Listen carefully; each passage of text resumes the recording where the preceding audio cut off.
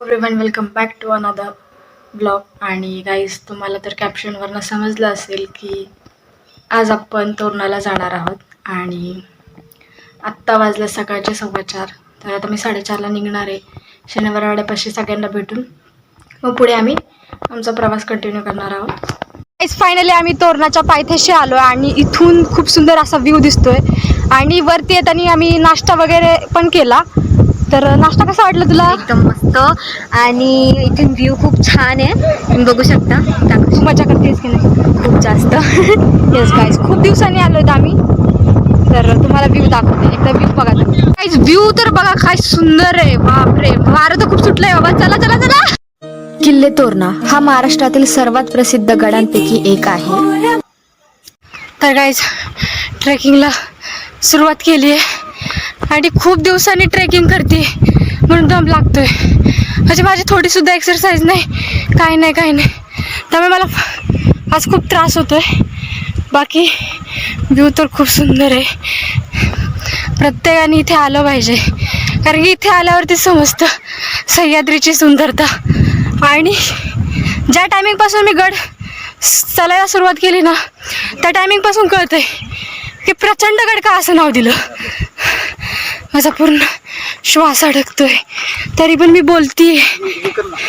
काहीच वरती आल्या, जसं जसं वरती येतोय ना तसं भाई इतकी हवा सुटली आहे ना, म्हणजे लिटरली उडून जायची वेळ आली आहे. आता हवा कमी आहे म्हणून ब्लॉक काढते. आणि माझे केस तर बघा कसे झाले बघा. आणखी सुद्धा वार मी उडून जाते की काय असं मला वाटतं क्षणभर. बाकी नजारा खूप सुंदर आहे आणि खरंच प्रचंड गड आहे. ॲक्च्युली कळतंय एवढे ट्रेक केले पण असे एवढे डिफिकल्टीज कधीच नाही आल्या, म्हणजे एवढ्या पण नाही आल्या. बट ठीक आहे, मी तुम्हाला व्ह्यू दाखवते.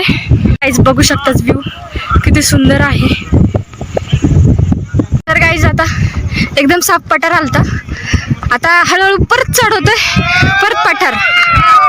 फायनली आपण गडाच्या पहिल्या दरवाजापाशी पोहोचलो आहोत. आणि इकडे खूप सारी पब्लिक होती, आरडाओरडा होता म्हणून मला ब्लॉग बनवता आला नाही. आणि जे दरवाजाचं कन्स्ट्रक्शन आहे ते खरंच खूप सुंदर आहे, बघण्यासारखं आहे. मला प्रचंड आवडलं. आणि ही जी आहे ती देवळी आहे आणि मस्त वातावरण सुद्धा झालं. गाईज आपण इथून आता एंटर केलं आणि तिथे गोमुखी आकाराचा दरवाजा आहे. तिथे मला ब्लॉग बनवता आला नाही कारण की खूप लोक होते आणि खूप आरडाओरडा पण होता. तर आता आपण वरती आलोय. गाईज इथून आपल्याला तटबंदी पण दिसते आणि थोडंसं धुकं सुद्धा आहे. आणि ही पोरगी बघा काय करते, एकदा असं कर. आणि इकडे बघा खूप सारं कन्स्ट्रक्शन पण आहे. आम्हाला जेव्हा धबधबा म्हटला होता तेव्हा मी पूर्ण ओली होऊन गेले आणि मध्ये पाऊस पण आलता, तर आम्हाला वाटलं की पाऊस येऊन जाईल. आणि मध्ये थोडंसं धुकं सुद्धा आहे, त्यामुळे आणखीन छान वाटतंय. किल्ले तोरणा पुण्यापासून सुमारे 50 किलोमीटर अंतरावर आहे. काय जिथे काय ग हे लखडखाना, हा लखडखाना आहे. तर याचं काही मला काही फारसं काही माहित नाही, बट आत्ताचं कन्स्ट्रक्शन. इथे पाण्याचा टाका आहे, तिथे पाण्याचा टाका सुद्धा आहे. आणि इथे बघूयात, आपण खाली जाऊयात, मस्त कॅप्चर करूयात. आम्ही त्या पाण्याच्या टाक्यापाशी बसलो आणि पाणी इतकं थंड आहे, कारण की हे कातडात बनवलेलं कोरलेलं आहे ना टाक, त्यामुळे खूप जास्त थंड आहे. म्हणजे इव्हन फ्रीजला सुद्धा फिकं करतं हे पाणी, एवढं थंड आहे. आता आम्ही इकडे झुंजार माचीकडे जाण्यासाठी ट्रेक करत आहोत. आणि झुंजार माचीकडे जाण्याचा जो ट्रेक आहे तो खरंच खूप भन्नाट आहे. आणि तिकडे मी ब्लॉग पण बनवू शकले नाही, कारण की तो जो पॅच आहे तो खूप अवघड होता आणि खरंच खूप भारी होता. तुमचा काय एक्सपिरियन्स होता जेव्हा तुम्ही तोरणावरती गेलता, नक्की मला कॉमेंटमध्ये सांगा. वयाच्या अवघ्या 16व्या वर्षी छत्रपती शिवाजी महाराजांनी तोरणा किल्ला जिंकला. हा महाराजांनी स्वराज्यासाठी जिंकलेला पहिला किल्ला होता. किल्ला जिंकल्यानंतर ना इथे मोठा खजिना सापडला. त्यानंतर ना त्या खजिन्याचा उपयोग राजगड अधिक मजबूत बांधण्यासाठी केला. आत्ता आपण झुंजार माची बघून आलोय. खूप डेंजर पॅच होतो, तिथे मी व्हिडिओ पण नाही बनवू शकले. पण खूप ॲडव्हेंचर पण आहे आणि खूप छान पण आहे. आणि मी ते केलं त्यामुळे मला खूप अभिमान आहे. इसवी सन 1660 मध्ये पुरंदराच्या तहानंतर हा किल्ला काही काळ मुघलांच्या ताब्यात गेला. नंतर छत्रपती शिवाजी महाराजांनी पुन्हा तो स्वराज्यात आणला. पुढे इसवी सन 1818 मध्ये हा किल्ला इंग्रजांच्या ताब्यात गेला.